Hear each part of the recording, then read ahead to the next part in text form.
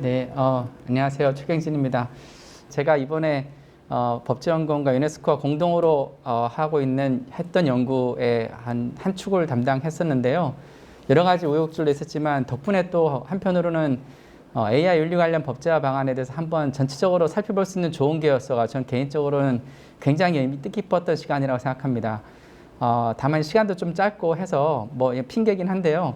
연구 결과가 기대했던 것만큼 아주 높은 수준은 아니었다고 저는 개인적으로 생각을 하는데, 다만 세계 어디에도 없는 모든 AI 윤리 관련된 사항들은 다 모아서 제가 비교해봤다라는 정도로 이해해 주시고, 아마 후속 연구를 하시는 분들께서 다른 건 몰라도 이 책 하나만 보시면 기존의 AI 윤리 관련된 사항들은 다른 걸 참조하지 않으시더라도 이것만으로도 다 보실 수 있을 정도로까지 모아놨습니다. 그래서 저희가 그런 정도의 의의로 좀 봐주시고요. 제가 몇 가지 그 연구를 바탕으로 시사점을 좀 말씀드리도록 하겠습니다. 사실 AI라고 하면 많은 사람들이, 아마 특히나 일반인, 저를 포함해서 많은 일반인들은 인공지능이 사람이 하기 어려운 것들까지 포함해서 스스로 가장 똑똑한 결정을 해줄 것이다 라고 생각을 하는데, 사실 윤리로 모아서 제가 혼자 생각은 어떤 생각이 드냐면요, 제가 AI라면 결정을 해주거나 아니면 안 해주는 결정을 하거나 아니면 그냥 아무것도 안 할 것 같습니다.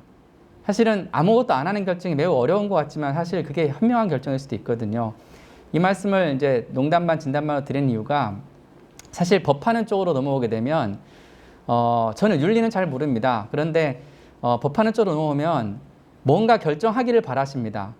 결정을 해야 되고요. 그게 매우 어려운 거거든요. 그런데 법을 만든다는 거는 무엇인가 결정을 하라는 것이고, 결정을 하기 위한 프로세스나 또는 기준을 마련하라는 것이거든요. 그래서 법제화 논의로 진행이 되면 어쩔 수 없이 규제 중심적으로 흘러가게 되고, 또 무엇인가 결정하게 되는 프로세스들이 만들어지게 됩니다. 그래서 과연 우리가 지금 단계에 그러한 결정을 해야 되는 기준을 마련할 것이냐, 또는 결정을 하는 절차를 마련할 것이냐라는 것이 우리가 좀 논의가 선행돼야 될 것 같고요. 그래서 제가 세 번째 유형을 말씀드렸던 게, 경우에 따라서는 아무것도 안 하고 있는 것도 지금 단계에서는 나쁘지 않은 결정일 수도 있겠다라는 그런 말씀을 드리고 싶고요. 저의 연구는 크게 이제 세 가지 파트인데요. AI 윤리 이슈와 관련된 현행 국내의 법 내지는 여러 가지 다양한 현황과 문제점을 살펴보고, 그 다음에 국내외 AI 윤리 원칙과 관련해서 구체적인 기준들을 어떻게 마련하고 논의하고 있는지에 대해서 한번 다 정리를 해봤습니다. 그리고 마지막으로는 국내에도 이미 AI 윤리 관련된 법제화 논의가 진행되고 있는데, 법제화와 관련되어서 우리가 어떤 방향으로 현재 단계에서 나아가야 될지에 대해서 제언 내지 시사점을 드리는 형태로 일단 연구는 진행했습니다. 우선은 이제 연구 방향성 제시와 관련해서는 사실 국내외에 굉장히 활발하게 논의가 진행되는 것 같습니다. 이런 논의들을 한번 일단 모아보자라는 것이 이번 연구의 저의 그 개인적인 그런 목표였고요. 이걸 바탕으로 우리가 다음 단계 훌륭한 연구자분들, 여기 다 계시는 분들 굉장히 훌륭한 분들인데, 이런 연구자분들께서 더 이상 다시 소위 말하는 속된 말로 막 그 몸으로 써서 하는 그런 노가다를 하지 않으시고, 이걸 보시면 후속 연구를 발전적으로 하실 수 있게 그런 토대만 만드는 정도로 이해해 주시면 될 것 같습니다. 제가 봤던 것들은 크게 이걸 쭉 나열을 하다 보니까, 일단 민간에서의 자율적인 모델과 민간도 이제 일단 실제로 가장 핵심적인 플레이어라고 할 수 있는 기업체에서의 그런 자율규제 모델과, 그 다음에 민간 중에서도 협단체가 채택했던 그런 이제 자율규제 모델, 그리고 정부에서 했던 자율적인 모델, 그 다음에 비강제적 모델이라고 좀 표현하겠습니다. 그리고 정부나 또는 국회 같은 데서 추진하고 있는 강제적인 모델로 나눠가지고 한번 정리를 해서 찾아봤고요. 그런 형태로 일단 자료들을 모아서 도대체 어떤 내용들이 논의되고 있는지를 제가 한번 분석을 해봤습니다. 일단 우리나라를 기준으로 법을 보면 이미 지능정보화기본법이 전면 개정을 통해서 새로 이제 시행되면서 여기에서 사실 AI 윤리와 관련된 사항들을 두었습니다. 우리가 소위 말하는 킬스위치와 관련된 사항도 규정되어 있고요. 또 이미 과학기술정보통신부가 여러 부처와 함께 공동으로 국가 AI 윤리 기준을 발표했는데, 그 근거가 되는 조문도 이미 이 법에 있습니다. 그래서 실제로 정부가 무엇을 할 수 있는 그런 기본적 토대는 지능정보화기본법에서 이미 마련되어 있다고 볼 수 있고요. 그리고 우리가 소위 말하는 프라이버시 바이 디자인 규정도 이미 지능정보화기본법에서 도입을 하고 있습니다. 그래서 이러한 사항들을 보면 적어도 현 시점에서 법에 의해서 해야 될 역할들은 이미 지능정보화기본법에서 어느 정도는 담고 있지 않을까라는 생각이 들었고요. 그리고 또 하나, 실제로 이 윤리 문제가 현실적으로 부딪히는 가장 첨단에 있는 분야가 바로 자율주행차인 것 같습니다. 당장 생명윤리 내지는 생명과 관련된 사항, 그다음에 어떤 신체 관련된 사항들이 즉각적으로 영향을 미치기 때문에 이 자율주행차 관련된 법에서도 이미 사실은 다뤄야 되는데, 이 법은 주로 책임과 문제, 법적 책임에 관한 문제도 일부 다루고 있고, 실제로는 법적 책임의 이슈는 배상 책임 보험을 가입하도록 하고 있는데, 그 근거는 그전 단계에 있는 자동차 손해배상보장법에서 규율하고 있는 것들을 차용을 하고 있습니다. 그 논리를 그대로 가지고 와서 실제 이 자율주행 자동차법에서도 그 논리를 따라가면서 대응을 하고 있고요. 이러한 법들이 이미 국내에 있습니다. 그럼에도 불구하고 현재 국회에 여러 가지 법률안이 계류되어 있는데, 오른쪽에 보시는 것처럼 뭐 인공지능에 관한 법률부터 시작해서 여기 이제 가장 최근에 사실 여기다 못 넣는데 윤영차 의원님께서도 발의하신 인공지능 알고리즘 이제 법안이 있습니다. 그것까지 포함을 하게 되면 실제로 대부분의 법안들은 제가 보니까 주로 기반을 만드는 것, 산업을 육성하는 쪽, 그다음에 알고리즘을 육성하는 쪽으로 초점이 맞춰져 있는 것 같습니다. 그래서 실제로 어떤 책임을 강조하거나 또는 규제를 하는 것은 아직은 뭐 많이 드러나 있는 것 같지는 않고요. 여전히 입법자들은 인공지능에 대해서는 규제보다는 아직은 지능 쪽에 좀 더 생각을 하고 있는 게 아닌가라는 그런 생각이 들었습니다. 그리고 이제 국내 정책 동향도 보면 이 지능정보사회윤리 가이드라인이라든가 윤리 현장 같은 것들이 현재 발표되어 있고, 과거에 논란이 좀 있었지만 로봇 윤리 현장도 발표를 했었습니다. 사실은 이거는 공식적으로 최종안이 나온 건 아니고요. 초안만 만들어졌고 논의하는 과정에서 결과적으로는 최종안이 도출되지 못했습니다.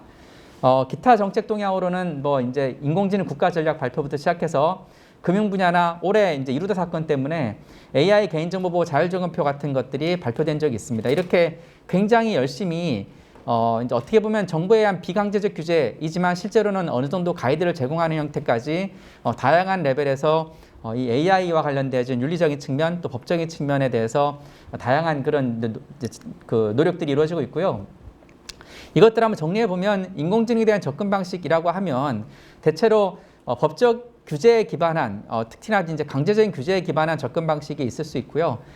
자율규제적 접근 방식이 있을 수 있고, 그리고 정부가 끌고 민간에서 자율적으로 실제 인포스먼트를 하는, 뭐 인포스먼트 정부가 하는 거긴 한데 주로 이제 실행을 민간에서 하는 그런 공동규제 접근 방식이 있을 수 있습니다.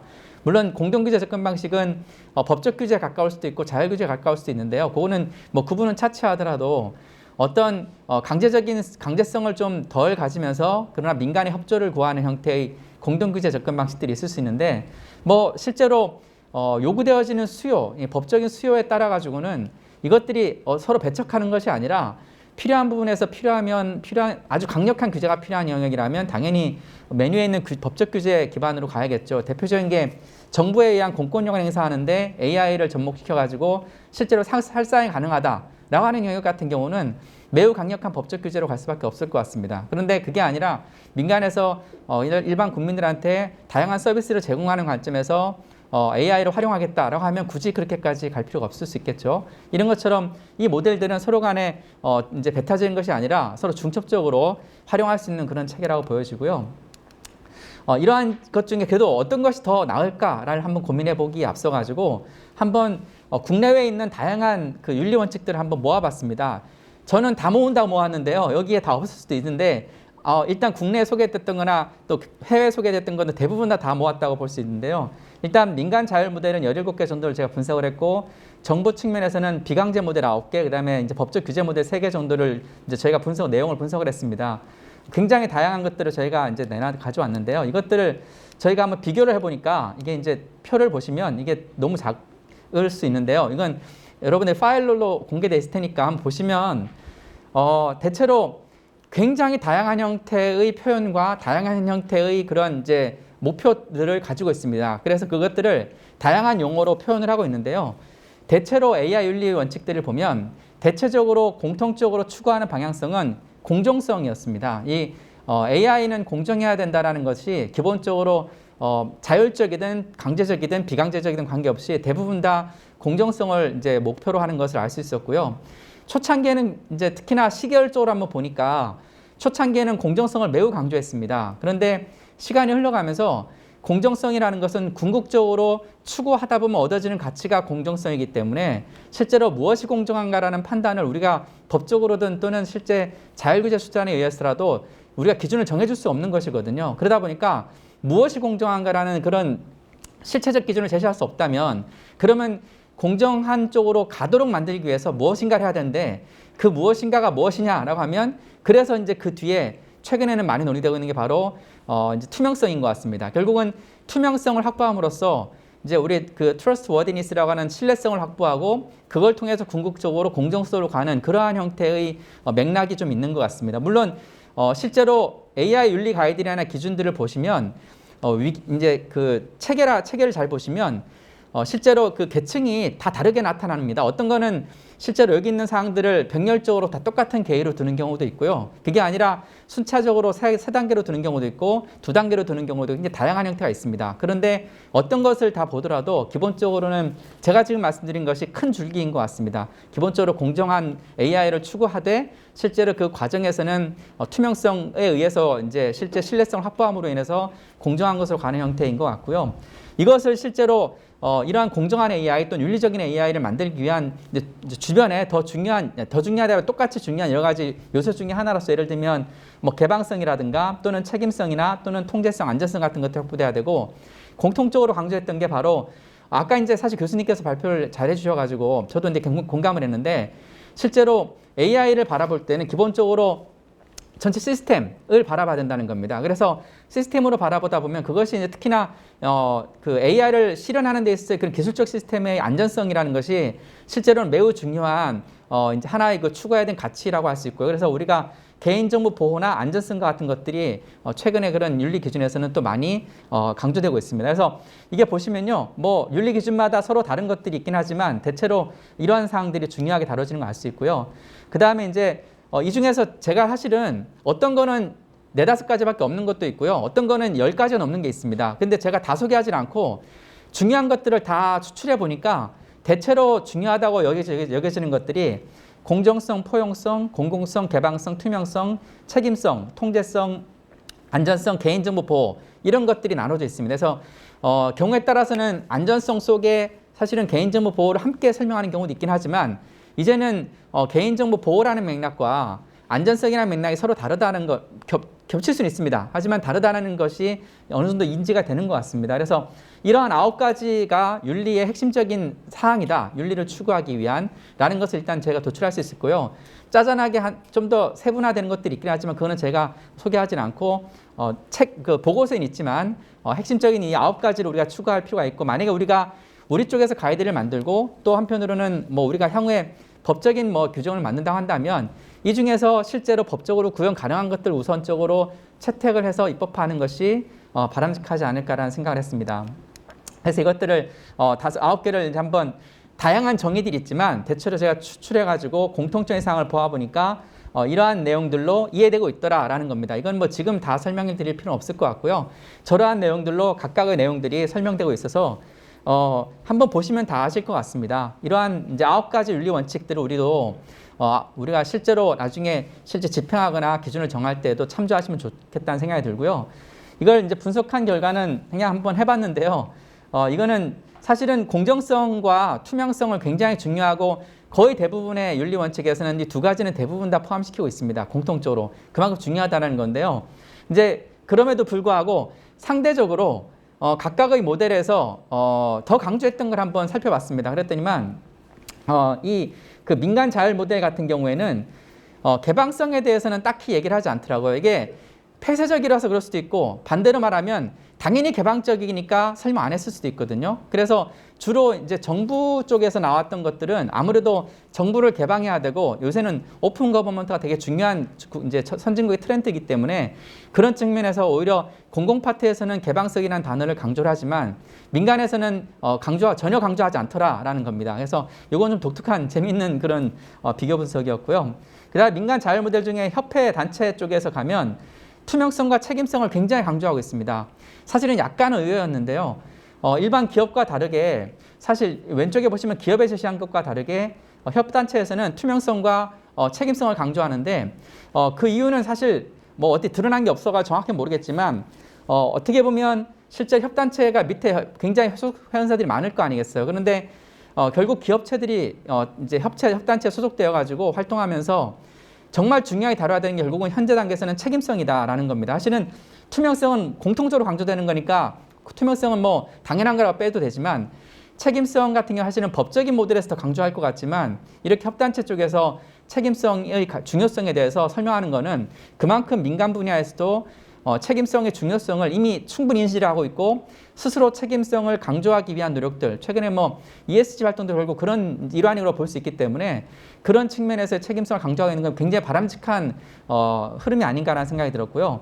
그 다음에 이제 정부 비강제 모델에서도 보시면 너무 다 중요하게 생각하지만 투명성을 가장 강조했고 그 다음에 공정성을 추구하고 있다는 걸 알 수 있습니다. 그래서 실제로 공공 분야에서는 어떻게 하면 민간 분야든 공공 분야든 AI가 공정해야 될까에 대해서 굉장히 많은 신경을 쓰고 정부가 법적 규제를 한다면 그 목표는 무조건 공정성일 수밖에 없겠다. 그리고 실제로 법에 담게 되는 내용은 공정성을 목표로 하되 투명성을 실제로 꾀하는 방향, 결국은 정보를 공개하거나 또는 설명 가능하게 하거나 같은 것처럼 투명성을 강조하는 방식으로 입법이 될 가능성이 높겠구나라는 그런 생각이 들었습니다.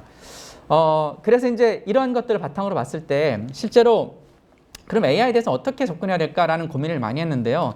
실제 저런 윤리 기준들을 우리가 받아들일 때 아까 이제 9가지 항목을 말씀드렸는데 9가지 항목을 법에서 다 정할 수는 없습니다. 결과적으로 법에서는 책임성을 강조하기 위해서는 의무를 부과하고 의무를 위반했을 때 위반에 대한 제재를 하거나 등과 같은 절차를 둘 수도 있고 또는 책임성을 강조하기 위해서 또는 개인정보를 보호하기 위해서 또는 정보를 보호하기 위해서 일정한 시스템을 만들게 하거나 또는 어떤 협의체를 만들게 하거나 이런 여러 가지 툴들을 활용할 수 있거든요, 법에서. 그런데 그러한 것들을 다 포함해가지고 어느 방향으로 입법을 해야 될까? 윤리 기준이 원칙이 아니라요. 입법을 해야 될까라는 고민을 해봤는데 기본적으로 현재 단계에서의 결론은 일단은 AI와 관련된 윤리에 대해서는 고위험의 AI 중심으로 일단 입법을 하는 게 좋겠다. 만약에 입법을 꼭 해야 된다면. 그래서 예를 들면 아까 말씀드린 것처럼 국민들의 생명 신체에 즉각적 영향을 미치는 것들, 특히나 대표적인 것들이 중에 하나가 경찰력 행사거든요. 그런 이제 굉장히 고위험군 AI에 대해서 일단 먼저 AI 관련된 입법을 하는 것이 바람직하고 포괄적으로 전체 AI를 다 포괄하는 형태의 입법적인 접근 방식은 그거는 바람직하지 않다라는 생각이 들었습니다. 왜냐하면 아직 사실은 뭐 여기 계신 분들은 굉장히 높은 윤리를 추구하고 계시겠지만 저는 뭐 개인적으로 제가 엄청 윤리적이라고 생각하지 않거든요. 근데 사람도 이런데 아직 걸음마 단계에 있는 AI한테 아주 높은 윤리를 요구하는 것 자체가 저는 넌센스라 생각을 하거든요. 그래서 저는 이제 여러 가지 행사했을 때만 하는 말씀 중에 하나가 AI는 지금 갓 태어난 신생아 저는 단계라고 생각을 하거든요. 그러면 신생아들한테 우리가 20대에게 요구되어지는 또는 30대에게 요구되어지는 윤리를 요구할 수는 없잖아요. 그러면 사람이 사회화가 되는 것처럼 결국은 AI도 기계학습을 하든 뭐라든 간에 사회화 과정을 거쳐야 된다. 그래서 AI의 사회화는 굉장히 중요한 절차이거든요. 그래서 제가 이제 많이 강조하는 것 중에 하나가 그래서 AI를 사회화시키려면 결과적으로 중요한 거는 저는 리질리언스가 되게 중요한 것 같아요. 사실은 잘못할 수 있거든요. 사람도 잘못할 수 있습니다. 그런데 사람이 잘못할 수 있지만 저 사람이 사회의 질서를 유지시키고 또 준수하고 또 윤리적으로 활동할 수 있게 되는 거는 빨리 잘못을 습득을 하고 회복을 하는 거거든요.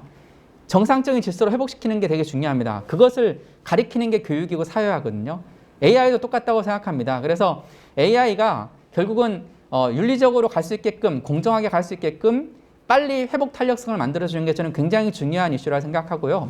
그것이 우리가 해야 되는 그것을 도와주는 것이 법질서여야 되고 그것을 도와주는 것이 결국은 윤리라고 생각을 합니다. 그래서 저는 그런 측면에서 봤을 때 전체 AI 윤리에 대해서 다 무조건 똑같은 법적 규제를 가는 건 바람직하지 않고 현 단계에서는 일단은 고위험군 AI 위주로 굳이 해야 된다면 법적 규제를 하는 게 맞는 것 같고요. 그럼 나머지 부분은 어떡하냐? 나머지 부분은 아까 우리 교수님 발표하신 그런 것처럼 유네스코가 정말 잘 준비하셨는데 그러한 여러 가지 윤리 기준들을 만들어서 계속 홍보하고 학습하고 교육시켜야 됩니다.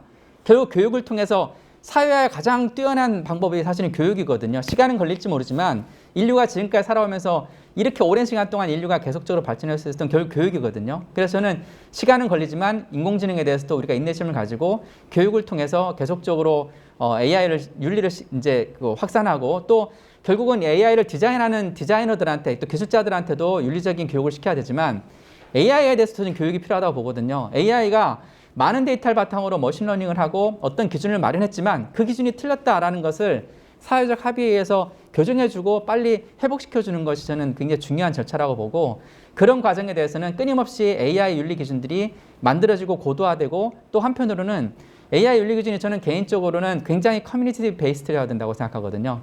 한국에서의 지금 시점에서 윤리와 뭐 외국에서의 윤리와 전 공통되는 것도 있겠지만 다른 것도 많다고 생각해요. 그러면 이 우리나라 커뮤니티에서의 그런 윤리적인 수준이 어떤 것인지를 계속 알려주는 게 필요하지 않을까라는 생각이 들어서 이러한 소프트로를 활용하는 것이 매우 중요하다는 생각을 하고요.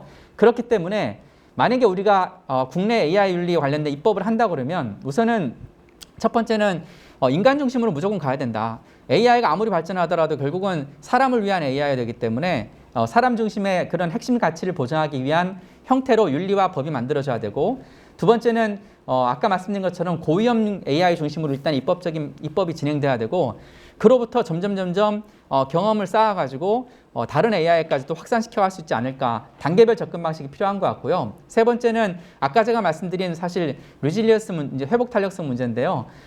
회복 탄력성을 갖추게 하기 위해서는 결과적으로는 절차적 접근을 해야 됩니다. 그래서 이게 AI든 사람이든 또는 개발자든 간에 윤리적이지 못한 행위에 대해서 비난만 할 것이 아니라 그것을 빨리 윤리적으로 만들어주고 교정시켜주는 그런 절차적 접근, 그 다음에 함께 모여가지고 토론하고 이것을 윤리에 반영하는 그런 절차적 접근 방식이 있어야 될 것 같고 네 번째는 현재보다 더 자율규제를 촉진해야 될 것 같습니다. 자율규제 확장판으로서의 공동규제도 저는 괜찮은 것 같고요.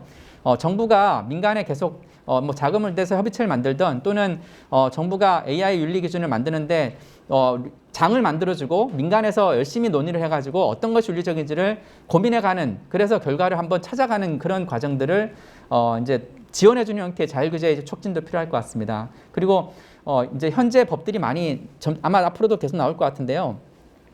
결국은 위험 기반 접근 방식을 채택을 하게 되면 만약에 우리가 위험하지 않은 저위험군에 대한 AI에 대해서 입법적인 접근을 한다 하더라도 사실 같은 법 내에서 법적인 규제 체계를 나눌 수 있거든요. 그런 식으로 입법도 접근을 하게 되면 저희가 그렇게 과도하지 않으면서 그러나 사람에게 꼭 필요한 그런 핵심적 가치를 보호할 수 있는 입법적인 그런 결과가 나오지 않을까라는 그런 생각이 들었습니다.